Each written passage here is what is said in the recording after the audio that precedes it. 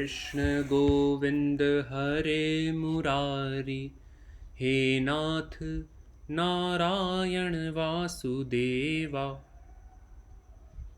तो पिछली बार हमने पढ़ा था वैशाख महात्म्य कथा का 20वां अध्याय, जिसमें मुनि और व्याध की बातें सुनकर वहाँ पर एक बड़ा भारी पेड़ गिरता है और उसमें से सर्प गिर के अपनी देह छोड़कर दिव्य देह धारण कर लेता है और फिर हाथ जोड़कर सिर झुकाकर वहाँ बैठ जाता है।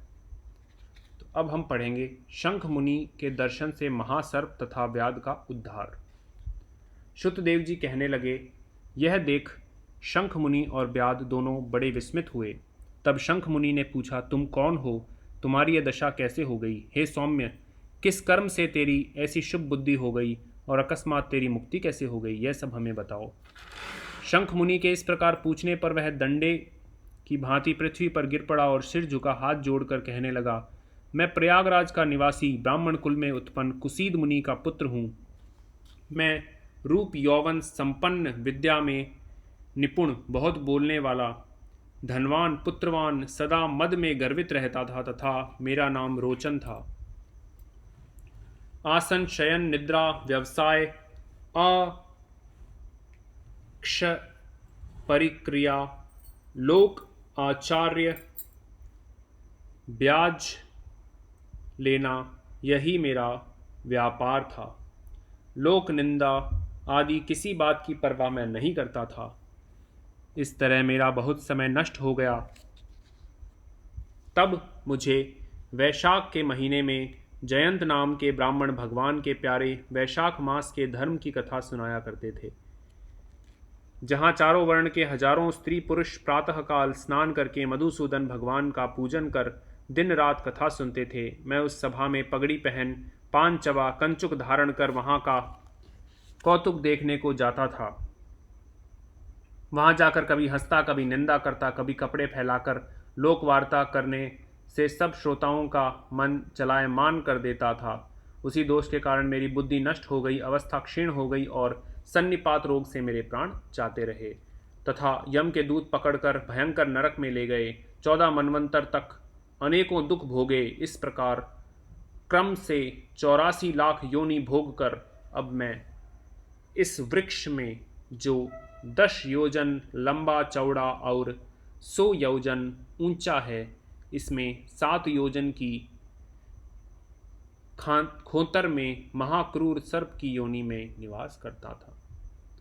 हे विप्रर्षि, अपने पूर्व जन्म के कर्मों के फल से 10 सहस्र वर्ष से इस खोतर में निराहार निवास करता हूँ, अर्थात कुछ खाता नहीं हूँ इतने वर्ष से।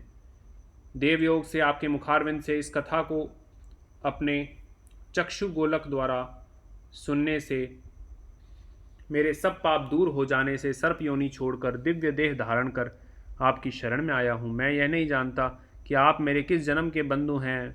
मैंने तो कहीं कोई उपकार नहीं किया, फिर सज्जनों का संग कैसे हो गया?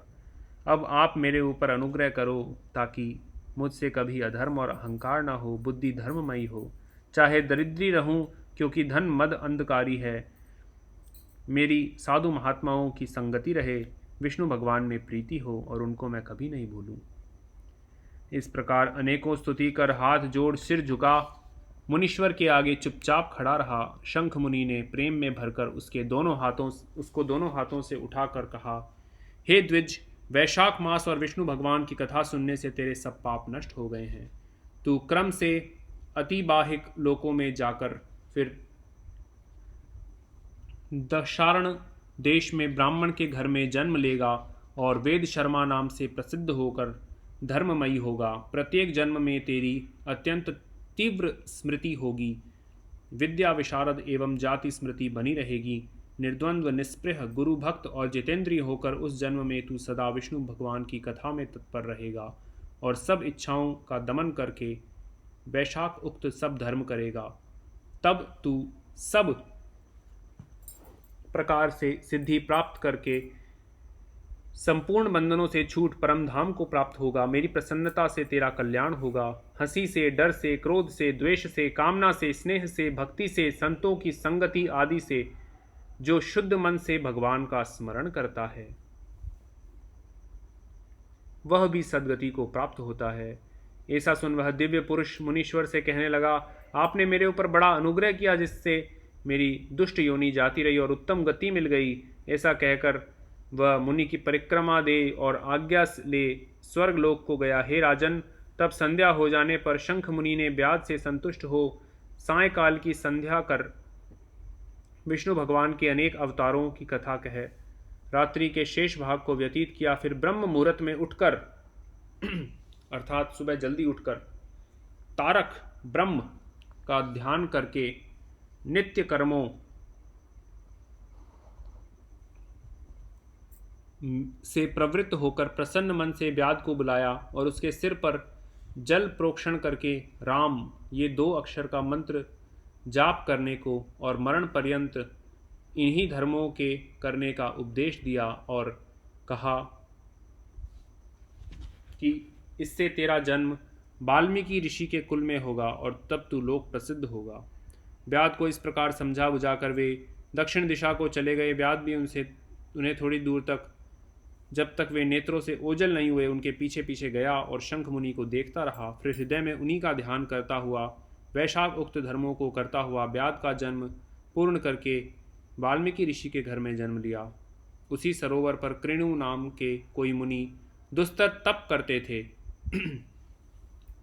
जिनके शरीर पर बहुत काल में सर्प की बांबी बन जाने के कारण उन्हें वाल्मीकि ऋषि कहने लगे। फिर तप के अंत में जब कृणु ऋषि के कानों में स्त्रियों के प्रिय शब्द सुनाई देने लगे तो उनका चित्त चलायमान हो गया और एक भील जाति की स्त्री से रमण कर उसके वाल्मीकि नाम का पुत्र उत्पन्न किया।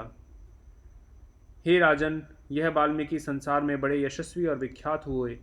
उन्होंने सब कर्म बंधनों को काटने वाली मनोहर छंदों में राम कथा रचकर संसार में प्रसिद्ध की, जो कि राम भगवान की कथा रामायण के नाम से प्रसिद्ध है।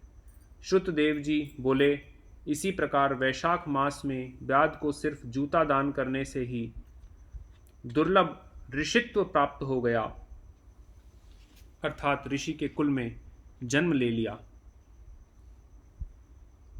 थोड़ा दिया हुआ और बहुत मिल गया। जो कोई इस रोमांचकारक, इस पापनाशक आख्यान को सुनेगा और सुनावेगा, उसका जन्म संसार में फिर नहीं होएगा।